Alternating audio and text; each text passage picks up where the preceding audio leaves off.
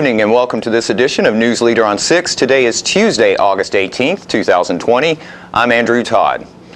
In tonight's news, the Planning Commission unanimously rejected rezoning the split of Riley Creek and Avoca Road.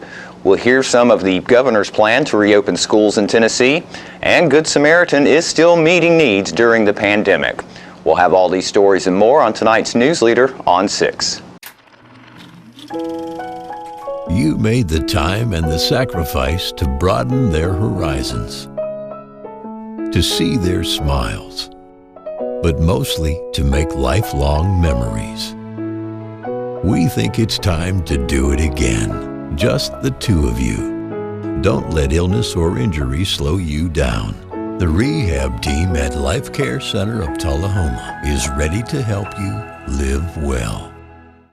Hello everyone, Governor Bill Lee. The 2020 census is underway and more than 60% of Tennesseans have already been counted. I want to encourage every household that hasn't yet responded to the census to do so now. An accurate census will bring more of our federal tax dollars back to Tennessee communities to support services that we all like health care, education, roads, and so much more. Log on to 2020census.gov to answer some simple questions about the people living in your home. You can also respond by phone or mail in your questionnaire. It should only take a few minutes and can mean so much for your family and your community. Help shape the future of Tennessee by responding to the 2020 census today. Welcome back. John Gray recently spoke with Telehoma's new director of Teloma City Schools, Dr. Katrine Stevens, on our news show Insight. John started out asking Dr. Stevens to tell us about her history and family. I was born overseas. I was born in Sweden. Lived there for several years, then moved to the States. I did go to public education in the United States. I started in Pennsylvania in kindergarten, and then by my junior year of high school, we moved to Northern Virginia, Fairfax County Schools, and I graduated from high school there. Went on to college in Virginia. I'm a Virginia Tech Hokie. All right. Hokie, Hokie, Hokie, hi. And from there, had my first job in Virginia Beach because I wanted the bumper sticker, I teach at the beach. That was very important to me. That is where I met my husband. We met. And that's very important. He was in the Navy, actually, at the time. And he and I met, and unbelievably, short of 4 months after meeting, we were married, and we have been married over 30 years. Congratulations. Thank you. Thank you. We have two beautiful grown daughters. They both went through school in Rutherford County. One daughter graduated as a valedictorian, and one daughter graduated as the valedictorian of socialization. Although the school system didn't recognize that, we did honor her efforts. There wasn't a specific thing to put on your other side. No. That was just in our home. They're wonderful, wonderful young ladies.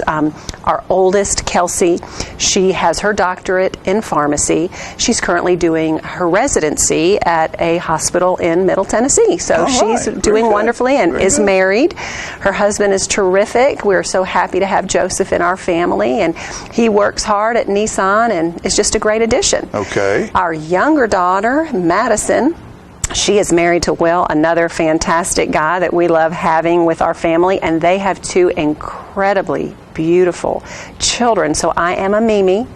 I have a 3-year-old Bradford and a 1-year-old Charlotte, and they are the apple of Pa and Mimi's eyes. All right. We'll hear more from Dr. Stevens on Thursday's news.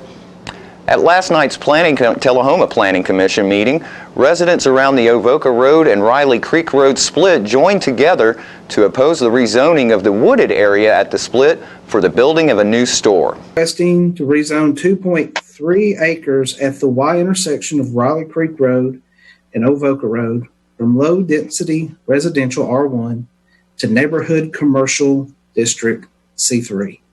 Of course, this will be a recommendation to the Board of Mayor and Aldermen. And I will first go to Ms. Moody if she would like to speak. Sure, I'd be happy to. This area is presently zoned R1, our low density district, which allows single family dwelling.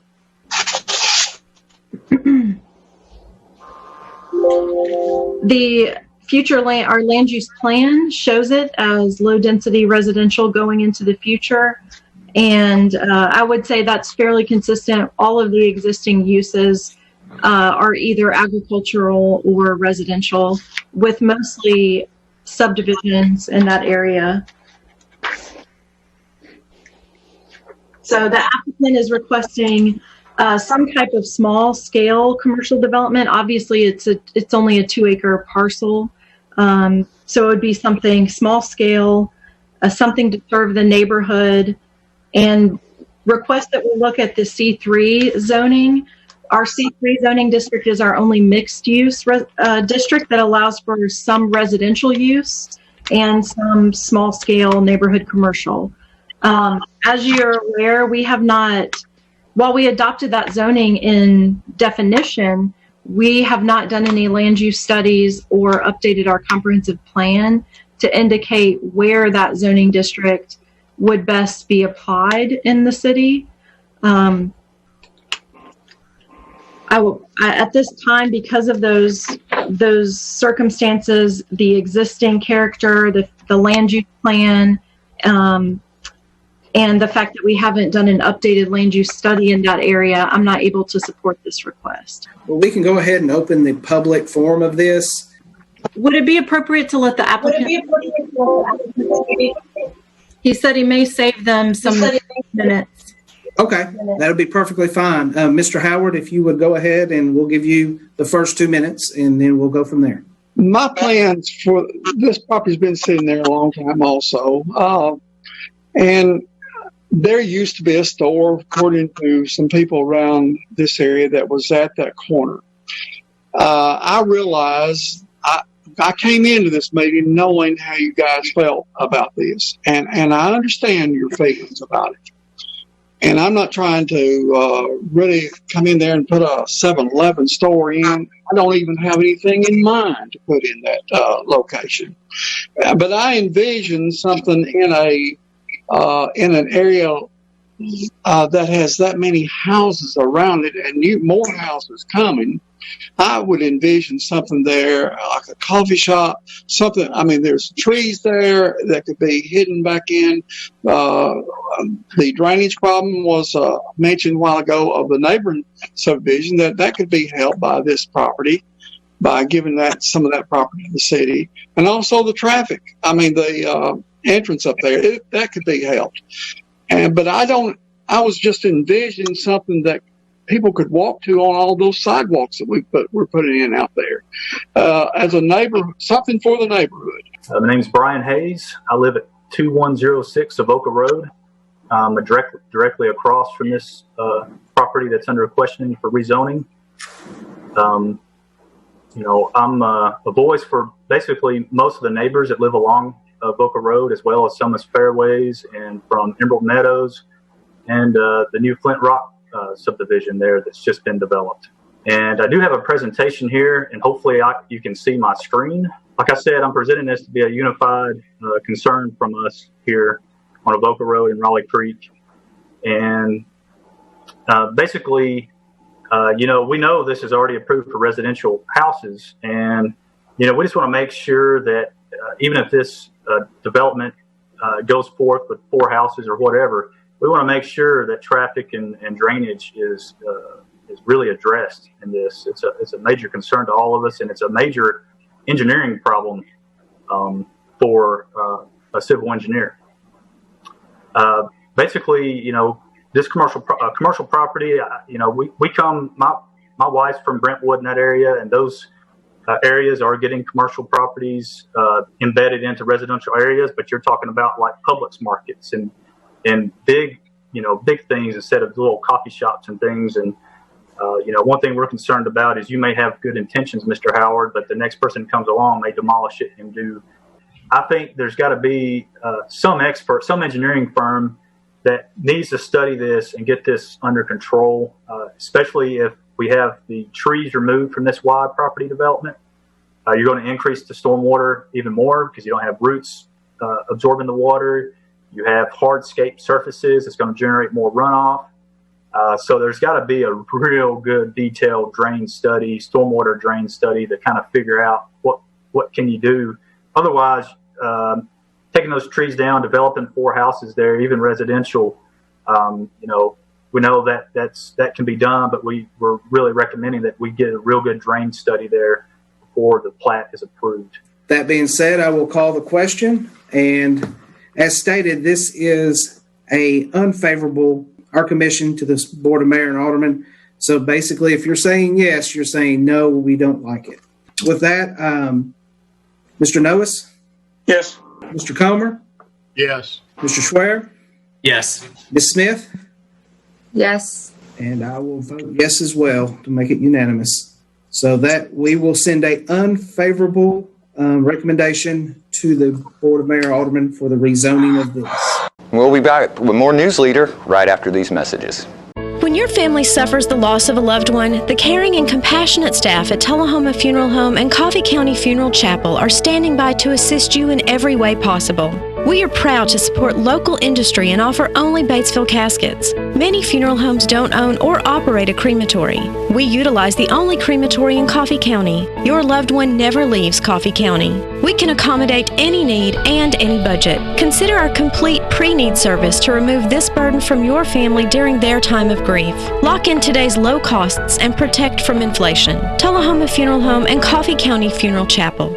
Our family caring for your family. Welcome back. Tennessee's Education Commissioner Penny Schwinn spoke last week about districts requiring students to wear face coverings and about the steps the state has set up for school systems to take to notify communities and parents about COVID-19 cases in schools. Yep, so as of right now, all of the guidance that we have put out in every toolkit, every letter, in partnership with the Department of Health, has been encouraging masks specifically in middle school and high school and for all staff. As I said, we've provided in partnership with TEMA. The governor has allocated a significant amount of money for people to have all of the resources to do so. So that is, we are leaving it to the local discretion about what that looks like. Now, to be clear, we do expect that schools are taking the necessary precautions, that they're doing social distancing, frequent hand washing, hand sanitizing, et cetera. If all of those are taken into account, if all of those procedures are put into place, it keeps people safe, and that's what we would expect our schools to be doing. And then given what you announced today about this dashboard, I guess, to keep parents informed a little bit more, how will schools inform parents and students about positive cases and potential exposures? Sure. So we have put out a number of resources there at the top of our website on the school reopening page. So when and if there is a positive case in a school, there is a district and school action team that should be in place. There's some guidance on our website about that. They go through the protocol of making sure that they notify families. Typically, that has already, the county health department or local health officials have already been notified because there's a positive case, so that's working separately. What we've seen in the districts where that has been a case, and there was one, I'll use a specific district example. What happened was there was a positive case, the school was notified, the school then notified the family members of any students in that classroom.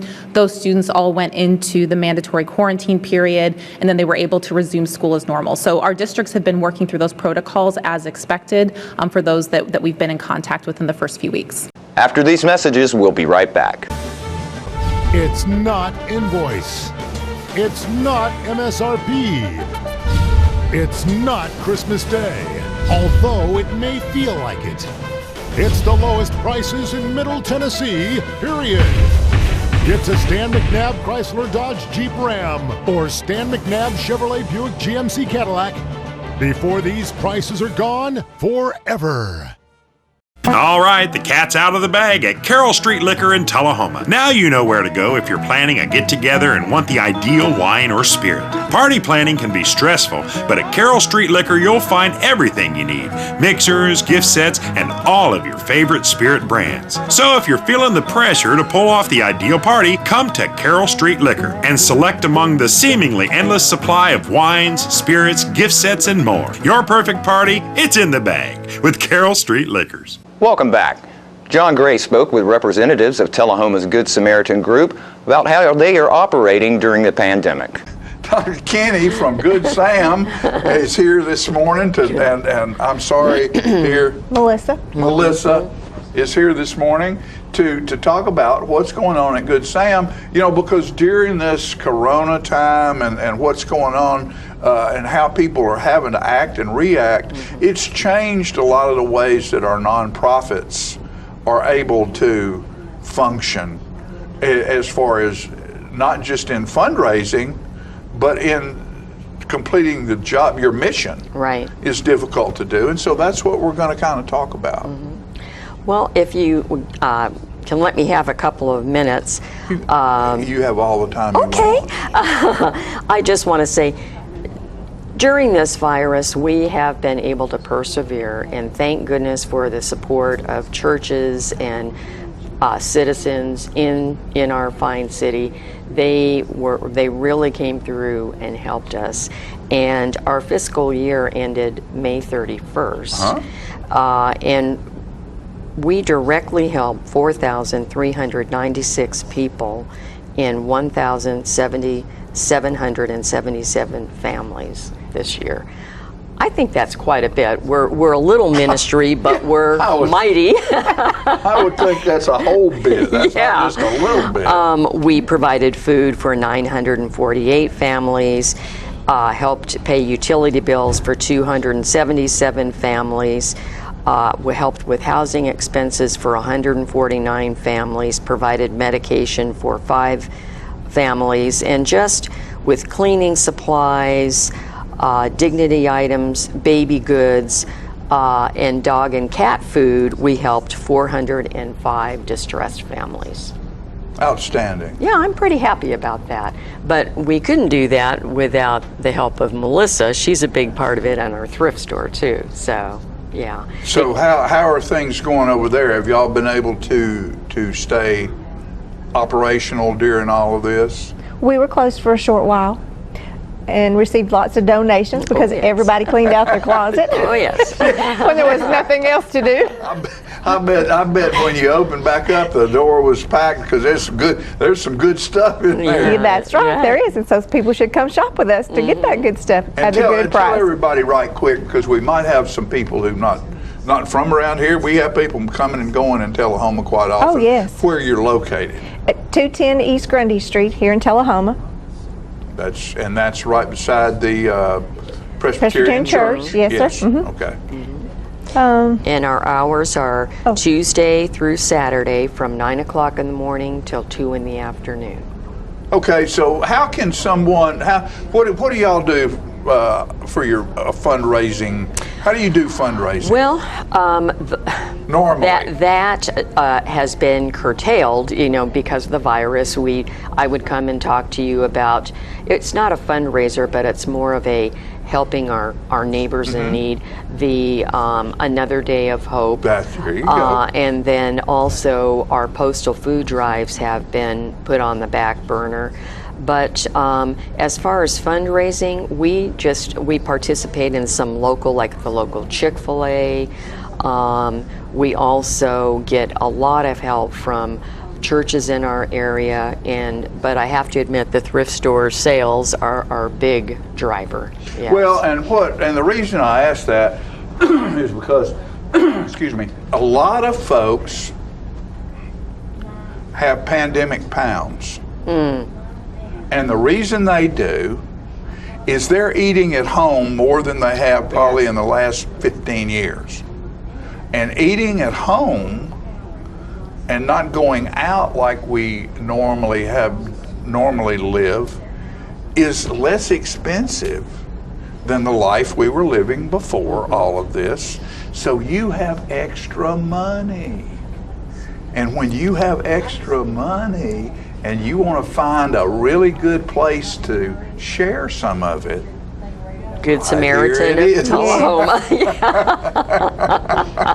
And you can either make a monetary or a food donation, or you can shop your little heart out at our thrift store. And if someone said, I don't want these people to have to worry about going and doing something. I've got $200. And I'm going to go to the store and I'm going to buy some stuff, $200 worth of stuff to bring to you. What is the things that you need most for them to bring? Non-perishable food, which brings me to another point, is that not only do we serve food out of our ministry, our food pantry, but we also supply food for the Tullahoma Police Department emergency food pantry. Okay. And it started August 1st of last year, and we put 952 food items in that box. It's a little square box that's on the wall.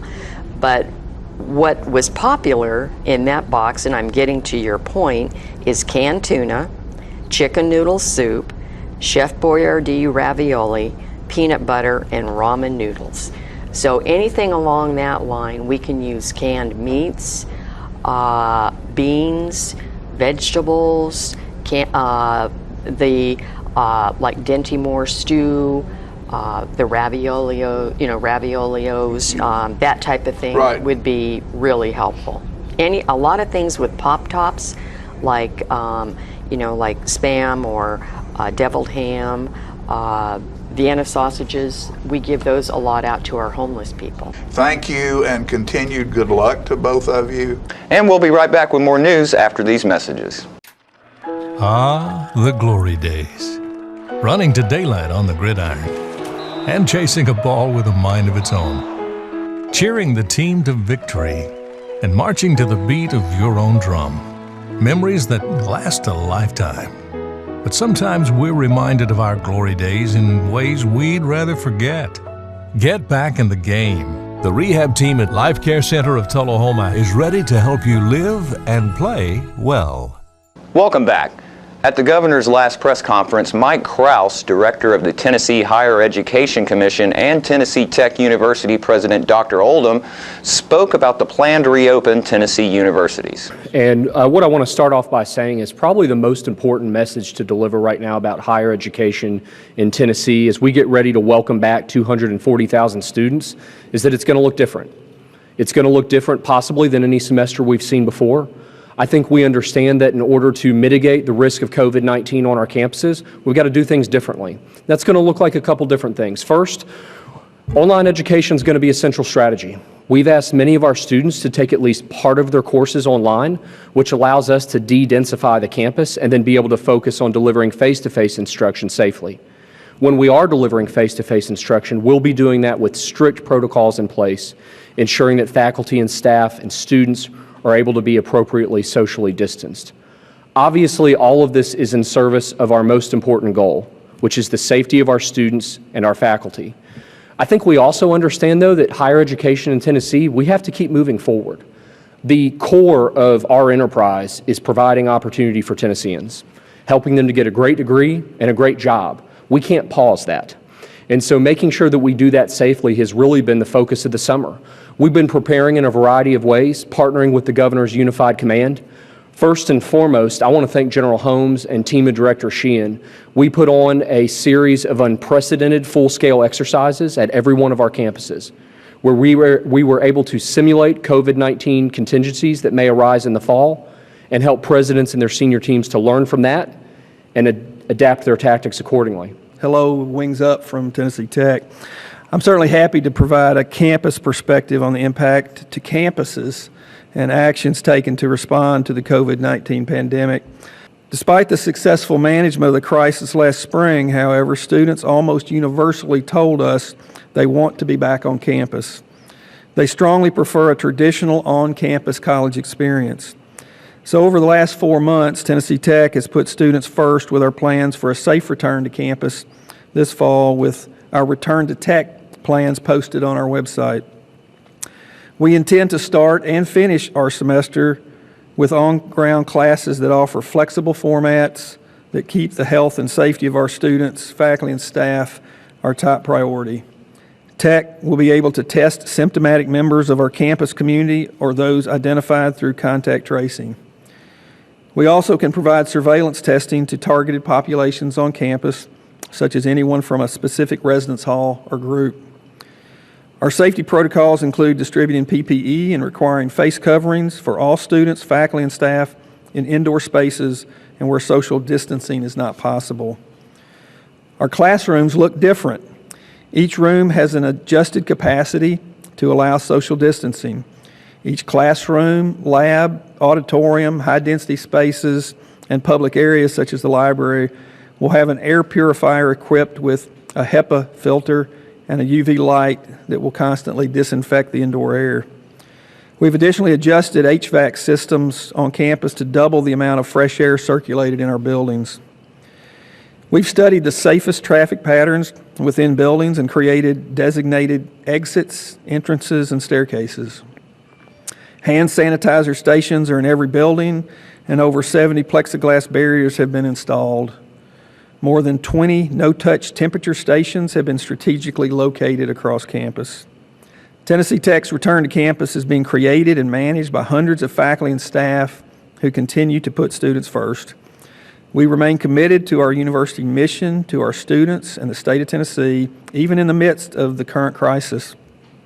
We choose to face those challenges head on and will continuously evaluate changing conditions for operating and be prepared to adjust or pivot as appropriate. And don't forget to tune in to this week's Living Show tonight at 6:30 p.m., Thursday morning at 9 a.m., and Thursday, Friday, and Saturday evenings at 6:30 p.m. This week's guests include Jeff from the Teloma Animal Shelter, who will bring by the Doggy of the Month. Mary Ann Scott will tell us about the women's suffrage event coming to Teloma. And there's a fundraiser in Shelbyville to help a local family this Saturday. All that and more on this week's Living. And stay with us. We'll be right back with your weather forecast right after these messages. We're losing it, Doctor. Not on my shift. Quickly, brush. Roller. What a transformation. It's going to be okay. Okay, nothing. At Paintworks of Teloma, we specialize in domestic emergencies with Martin Senior Paints. You can be the paint doctor too when you treat your home with Martin Senior interior and exterior finishes. Doctor, we've got another one. Got you covered. Paintworks of Teloma. Come see the paint doctor, Stat.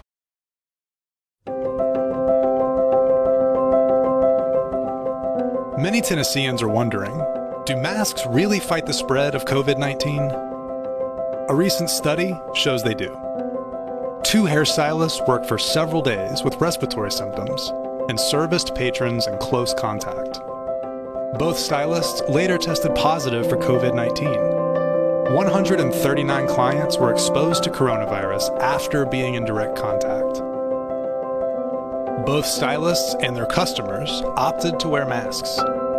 No COVID-19 symptoms were identified among the 139 exposed clients or their secondary contacts. Out of the clients that were tested, all tested negative for COVID-19. Face it, masks fight COVID-19. Welcome back. We'll take a look at your weather forecast at this time, starting with your weather history on this date. Our record high was in 2007 at 99 degrees. The record low was in 1958 at 54 degrees. The average high for this day is 87 and the average low is 66. Partly cloudy for tonight with a low of 65. Scattered storms expected for Wednesday with a high of 83 and a low of 63, and possible scattered storms for Thursday with a high of 82 and a low of 65. And that's our News Leader report for this evening. We invite you to join us each Tuesday, Thursday, and Saturday evening at 6, 8, and 10 p.m. for News Leader on 6. Stay safe and have a great